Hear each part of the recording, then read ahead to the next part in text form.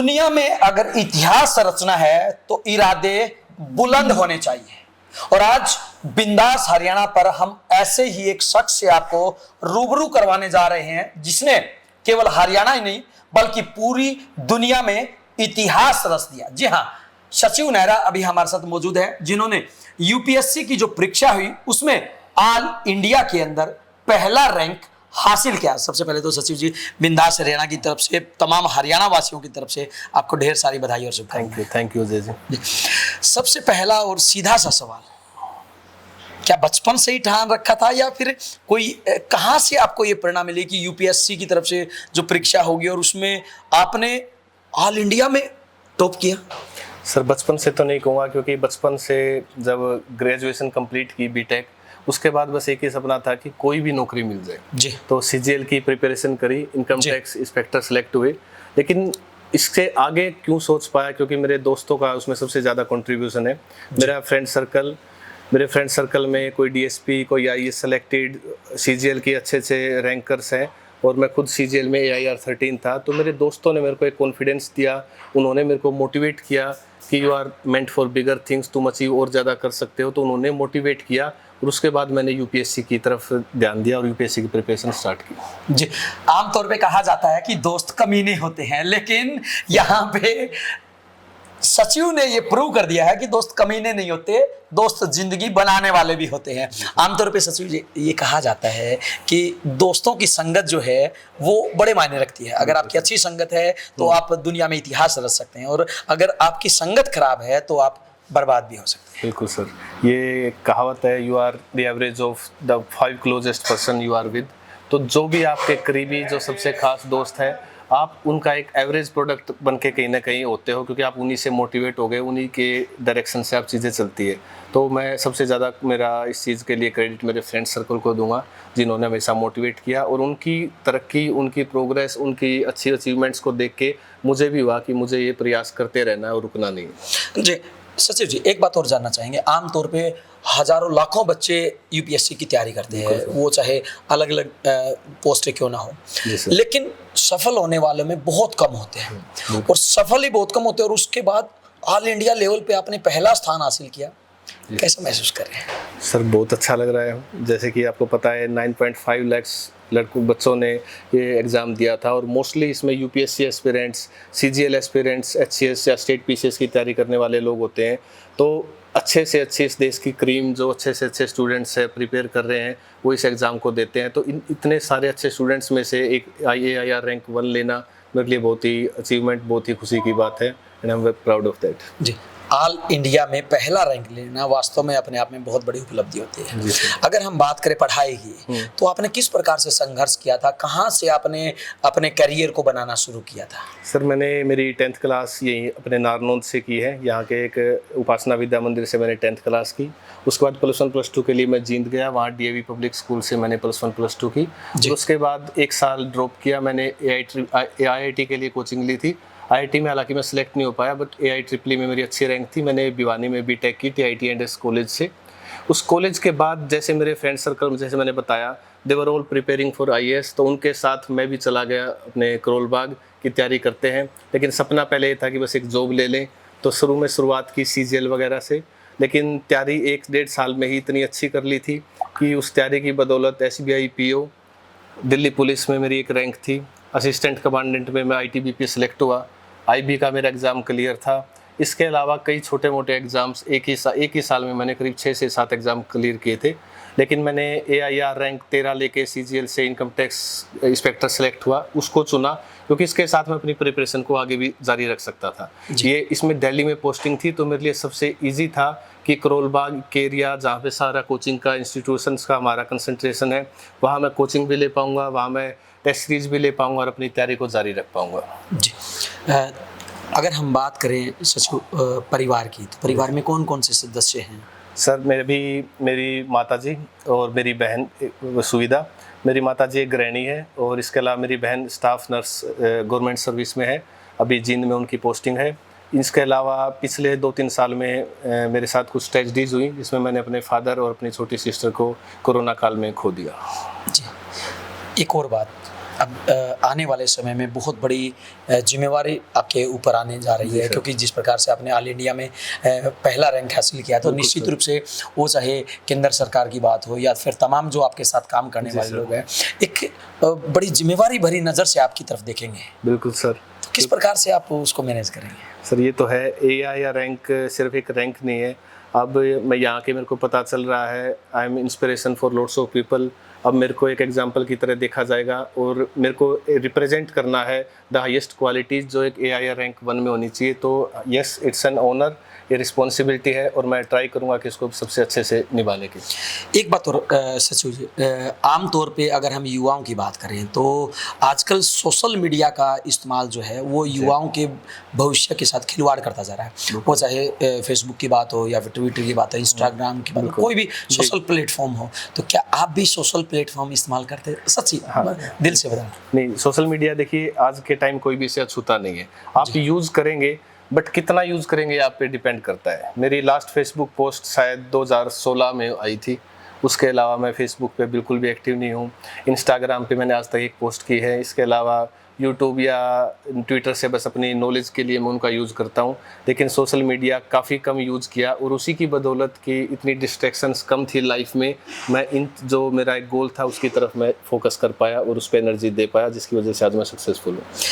सचिव भाई, आमतौर पे परिवार में छोटी सी भी घटना घट जाए तो उसके बाद बच्चे का ध्यान भटक जाता है, लेकिन आपने बहन को भी खो दिया, अपने पिताजी के ऊपर से आपका साया भी चला गया, उसके बावजूद भी आपका हौसला कभी डगमगाया नहीं? सर इसके पीछे 2-3 वजह है, जिस मैं बोलूँगा जो मेरे पिलर ऑफ सपोर्ट है। सबसे जैसे मैंने बताया, मेरे फ्रेंड्स जो कि हर सुख दुख में मेरे साथ खड़े थे, मतलब उन्होंने भाइयों वाला फ़र्ज़ निभाया और मेरी हर प्रॉब्लम में मेरा साथ दिया। उसके अलावा सर जैसे मेरे को बुक्स पढ़ने का बहुत शौक है, मतलब I have read almost 1000 books, जो कि मेरी बुक सेल्फ में आप देखेंगे 1000 बुक्स तो इस टाइम 800 के आसपास तो रखी है। उसके अलावा किंडल में मैंने पता ही नहीं कितनी बुक्स पढ़ी है। तो मेरे को बुक्स पढ़ने का इतना शौक था, जिसमें मैंने फिलोसफी, साइकोलॉजी, सेल्फ हेल्प और स्पिरिचुअलिटी से लेके हर तरह की बुक्स पढ़ी हैं। तो उन बुक्स से एक अंडरस्टैंडिंग, एक नॉलेज, एक विजडम मिली कहीं ना कहीं इन चीज़ों को हैंडल करने की, कि these things are part of life. ये होगा, अच्छा टाइम भी आएगा, बुरा टाइम भी आएगा, but we are bigger than that. हम अगर अपने आप पे कॉन्फिडेंस रखते हैं तो उन चीज़ों का सामना कर सकते हैं। और साथ में एक मेडिटेशन प्रैक्टिस को भी मैं क्रेडिट देना चाहूँगा। पिछले 3-4 सालों से I am doing meditation regularly, तो उस प्रैक्टिस ने मेरे को काफ़ी हेल्प की है इन सभी चीज़ों से उभरने में। जी, एक बात और बताइए सचिव भाई, आमतौर पे ये कहा जाता है कि बहुत बड़े बड़े कोचिंग सेंटरों में अगर आप कोचिंग लेते हैं तभी केवल आप ऑल इंडिया की सोच सकते हैं, हालांकि हासिल करना तो बहुत बड़ी बात है, सोच सकते हैं। जी देखिए, मैं कहूँगा कोचिंग इंस्टीट्यूट कहीं ना कहीं एक टूल की तरह है, उसका एक अच्छे से यूज़ किया जाए तो बेनिफिशियल है, लेकिन वो शॉर्ट गारंटी नहीं है सक्सेस की। जैसे मैंने बताया, CGL में मैंने किसी इंस्टीट्यूट से कोचिंग नहीं ली, बिना किसी कोचिंग इंस्टीट्यूट के मैंने ऑल इंडिया 13 रैंक हासिल किया। लेकिन हाँ, APFC के लिए मैंने EduTap करके एक इंस्टीट्यूट है, उसकी ऑनलाइन मॉड्यूल्स मैंने यूज़ किए, उनकी टेस्ट सीरीज़ की, तो उसने मेरे को हेल्प की। तो वही मैं कहूँगा कि मॉड्यूल वो सब ने लिया होगा, बट उसका यूज़ कोई कैसे कर पाता है वो आप पे डिपेंड करता है। तो मेरे को लगता है ये हेल्पफुल हो सकती है, but this is not necessary. आप बिना उसके भी कर सकते हैं, बट हाँ कुछ केसेस में वो हेल्पफुल होती है। अच्छा, एक बात और बताइए, दिल से बताइए, ज़िंदगी में प्यार कितने लोगों से किया? ज़िंदगी में प्यार सर बहुत प्यार किया, बहुत लोगों से किया, मतलब घर वाले, दोस्त, मतलब ज़िंदगी है मेरी, और बहुत किया सर। तो बहुत लोगों में घरवाली भी मिली? घरवाली भी मिली सर। मेरा प्यार था बचपन का कह लीजिए, कॉलेज का, उनसे शादी हुई, लेकिन जैसे मैंने बताया फर्स्ट कोरोना में उनको भी मैंने खो दिया था। मतलब एक ट्रेजेडी आपके, मतलब वहाँ दिल से जुड़ी हुई ट्रेजेडी भी आपके साथ घटी है? जी। तो अब आने वाले समय में आप कब नई गृहस्थी शुरू करने जा रहे हैं? सर अभी मैं इस क्वेश्चन का आंसर ढूंढ रहा हूँ। अभी जैसे मैंने बताया, मैं स्पिरिचुअलिटी में बहुत इंक्लाइंड हूँ, मेडिटेशन बहुत करता हूँ, मैं अपने आप में सेल्फ सफिशिएंट हूँ, मैं बुक्स पढ़ के बहुत अच्छे से एंजॉय करता हूँ। सचिव भाई, हमने एक बात और सुनी आपके बारे में कि आपके पीछे तमाम जो परिवार के लोग हैं, रिश्तेदार हैं, हर कोई आपके पीछे पड़ा हुआ है कि भाई शादी कर ले, शादी कर ले। कुछ लोग आपको समझाने के लिए भी आते हैं, और आज तक जो भी आपको समझाने के लिए आया है, आपने ही उसको उल्टा ये समझा के भेजा है कि शादी का कोई फायदा नहीं होता। नहीं। कितनी सच्चाई है इस बात में? ये मजाक की बात है, हाँ मैं ऐसे बोलता हूँ, बट ये नहीं कि शादी इंस्टीट्यूशन में की मेरा विश्वास नहीं है। शादी एक बहुत अच्छा इंस्टीट्यूशन है। मैं बस ये कहूँगा 99% लोगों के लिए बना है। मैं शायद, मेरे को अभी लगता है मैं 1% में हूँ, क्योंकि मेरे को मेरी बुक्स, मेरी स्पिरिचुअलिटी और सोशल सर्विस से जो मीनिंग मिल रहा है, अभी मैं वो ढूंढ नहीं रहा हूँ किसी पार्टनर में। बट टाइम विल टेल, अगर मेरे को लगता है या टाइम क्या पता मेरा माइंड चेंज हो जाए, तो शायद मैं भी लाइफ पार्टनर की तलाश करूं या करूं। लेकिन अभी के लिए आई एम सेल्फ सेटिस्फाइड, अभी कोई नीड नहीं लग रही मेरे को। सचिन नेहरा भाई, एक बात और बताइए, आपने अभी ऑल इंडिया लेवल पे तो यूपीएससी की परीक्षा में पहला स्थान हासिल कर लिया, आगे कहाँ जाके रुकेंगे आप? सर इसके आगे अभी कुछ नहीं समझ आ रहा। मेरे को लग रहा है कि ये एक बहुत अच्छी ऑर्गेनाइजेशन है और मैं काफ़ी एक्साइटेड हूँ इस ऑर्गेनाइजेशन में सर्व करने के लिए, क्योंकि यहाँ पे हम मोस्ट वल्नरेबल सेक्शंस जो हमारे एम्प्लॉयज़ हैं, वर्कर्स हैं, इंडस्ट्रीज में काम करते हैं, उनकी एक तरह से सोशल सिक्योरिटी पे काम करेंगे। तो इससे ज़्यादा मोटिवेटिंग कुछ नहीं हो सकता कि आप एक सेक्शन को जो वल्नरेबल है उसके लिए डायरेक्टली काम कर रहे हैं। और मैं इसी तरह की जॉब देख रहा था जिसमें एक वर्क लाइफ बैलेंस हो, जिसमें मैं सारा दिन, मेरे को ये ना हो कि after 6 PM also I need to work, कि मैं एक बैलेंस बना पाऊँ और अपनी बाकी हॉबीज़, अपनी क्रिकेट, अपनी मेडिटेशन, अपनी बुक रीडिंग, उनको भी जारी रख पाऊँ। तो I think it's the perfect job for me. अभी जो यूपीएससी की तरफ से जो परीक्षा हुई है, उसमें कौन सी पोस्ट आपको मिलने जा रही है, और उसमें आमतौर पे आपका क्या मुख्य उद्देश्य कार्य रहेगा? ओके सर, ये EPFO ऑर्गेनाइजेशन में जैसे हमारा सिलेक्शन हुआ है, पोस्ट का नाम है असिस्टेंट प्रोविडेंट फंड कमिश्नर। ये ग्रुप A पोस्ट है। तो इसमें जैसे देश के करीब 120 के आसपास ऑफिसेज हैं EPFO के, उन ऑफिसेज में एक तरह से सुपरवाइज़र लेवल का ये काम रहेगा। तो हमारा काम होगा सभी वर्कर्स की जो ग्रीवांसेज होती हैं उनको हैंडल करना, प्लस उनको फैसिलिटेट करना कि वो इस सारी स्कीम्स का बेनिफिट ले सके, जितनी ज़्यादा हो सके सोसाइटी में अवेयरनेस लेके आएँ, ताकि अभी भी जो अछूती इंडस्ट्रीज, हॉस्पिटल्स, स्कूल्स या होटल्स, रेस्टोरेंट्स हैं जहाँ पे वर्कर्स अभी स्कीम्स के अंतर्गत नहीं आते हैं, उन तक ये अवेयरनेस लेके जाएं कि इतनी सारी स्कीम्स गवर्नमेंट ने लेके आए हैं। तो हम अवेयरनेस, फैसिलिटेशन और ग्रीवेंस रिड्रेसल का मेनली काम करेंगे। जी, वहीं एक बात और बताइए सचिव भाई, आमतौर पे जो युवा होते हैं, जब उनसे कहा जाता है कि मेहनत कीजिए, मेहनत कीजिए, हालांकि बहुत सारे बच्चे मेहनत करते हैं और पिछले लंबे समय से जब से मेरिट के आधार पे नौकरियां मिलनी शुरू हुई है, तो उसके बाद बच्चों को भी लगता है कि मेहनत का फल मिलेगा, मेरिट का फल मिलेगा।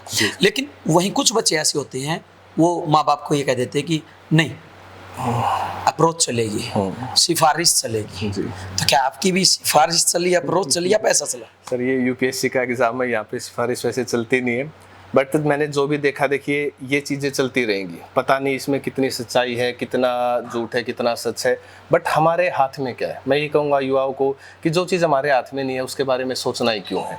और मैं यहाँ पे एग्जांपल हूँ, मैंने CGL, assistant commandant, SBI PO और पता नहीं कितने एग्ज़ाम, HCS के इंटरव्यू तक मैं गया हूँ, UKPCS का मेरा इंटरव्यू आना बाकी है।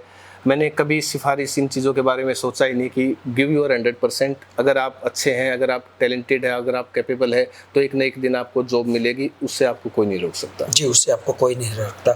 वहीं तमाम हरियाणा के लोग, तमाम देश के लोग अभी आपको सुन रहे हैं, और खासकर युवा जो है वो आपको एक प्रेरणा के रूप में देख रहे हैं। तो क्या आप बात उन युवाओं को कहना चाहेंगे, क्या संदेश आप देना चाहेंगे, क्या करें आखिरकार युवा कि वो आपकी तरह ऐसे ही एक अच्छे पद पे जाए, एक अपने माता पिता का, अपने इलाके का नाम रोशन करें? सर मैं 2-3 चीज़ें बोलना चाहूँगा। एक तो कि आपके एफर्ट्स कभी भी वेस्ट नहीं जाते। जैसे मैंने +2 के बाद IIT की प्रिपरेशन की, उसका फ़ायदा मुझे उस टाइम नहीं मिला, मेरा IIT क्लियर नहीं हुआ, मैं AAA से सिलेक्ट हुआ, बट उसका फ़ायदा मुझे मिला कि मेरा मैथमेटिक्स इतना स्ट्रॉन्ग था कि मैं बिना तैयारी के CGL में इतने अच्छे रैंक ले पाया। मैंने इंग्लिश के नॉवेल्स पढ़ता था, मैं इंग्लिश मूवी सीरीज़ देखता था एक टाइम के लिए, वो क्योंकि मेरा पैशन था। तो मैं उस देख के, उससे मेरी इतनी अच्छी वोकैबुलरी, इतनी अच्छी कंप्रीहेंशन हुई कि मैं इंग्लिश में हमेशा ऑल इंडिया, हर बार, हर टेस्ट सीरीज़ में नंबर 1 ही रहा था। तो ये चीज़ें से जब मैंने एग्जांपल्स देखे, जैसे मैं इनकम टैक्स में काम करता हूँ, वहाँ पे हम अकाउंटिंग्स पे काम करते हैं और इस सिलेबस का पार्ट अकाउंटिंग भी था, तो जो मैं काम वहाँ कर रहा था कहीं ना कहीं मेरे को इस एग्ज़ाम के सिलेबस में उसने भी हेल्प की। तो एक चीज़ तो जो भी आपके एफर्ट से आपको लग सकता है कि इससे वेस्ट हो गया, कोई चीज़ वेस्ट नहीं जाती। अगर आप डटे रहेंगे, अगर आप लगे रहेंगे, तो एक न एक दिन आप देखेंगे कि आपके हर एफर्ट्स, हर फेलियर ने कहीं ना कहीं आपको ऐसी जगह लेके जाएंगे जहाँ से आप सक्सेसफुल होंगे ही होंगे। जी, निश्चित रूप से अगर आप में कुछ करने का जज्बा, जोश, जुनून है तो आप हर ऊंचाइयों को छू सकते हैं। ये थे सचिव नेहरा, जिन्होंने यूपीएससी की परीक्षा में ऑल इंडिया में पहला स्थान हासिल किया है। और ये केवल नारनौंद ही नहीं, हरियाणा ही नहीं, बल्कि पूरे भारत के लिए गौरव का पल है, जब एक साधारण से परिवार के बच्चे ने पिता का, जिसके ऊपर से साया छूट गया हो, बहन का प्यार छूट गया हो और यहाँ तक कि जीवन संगिनी का साथ भी छूट गया हो, ऐसे विपरीत परिस्थितियों में होने के बावजूद भी, ऐसे कड़वे हालात होने के बावजूद भी अगर जिंदगी में कामयाबी हासिल करनी है तो आप सचिव नेहरा को एक आइडियल के रूप में देख सकते हैं, उनसे प्रेरणा ले सकते हैं। निश्चित रूप से बिंदास हरियाणा भी इनकी इस मेहनत को सलाम करता है और जीवन में जितनी भी परेशानियां, जितनी कठिनाइयां आई, उनको एक मजबूती के साथ उनका सामना करते हुए जिस प्रकार से इन्होंने पूरे इंडिया में नाम रोशन किया है, पूरे इंडिया में पहला स्थान हासिल किया है, वास्तव में ये बधाई के पात्र है। तमाम हरियाणा वासियों से, तमाम देशवासियों से, खासकर युवाओं से भी हम ये अपील करते हैं कि आप कभी भी अप्रोच के चक्कर में ना पड़े, शॉर्टकट के चक्कर में ना पड़े और साथ ही साथ पैसे या लेन देन के चक्कर में ना पड़े, बल्कि अच्छी प्रकार से दिन रात मेहनत करें और उसी का परिणाम आपको जरूर मिलेगा। वीडियो जर्नलिस्ट अमित के साथ अजय लोहान, बिंदास है।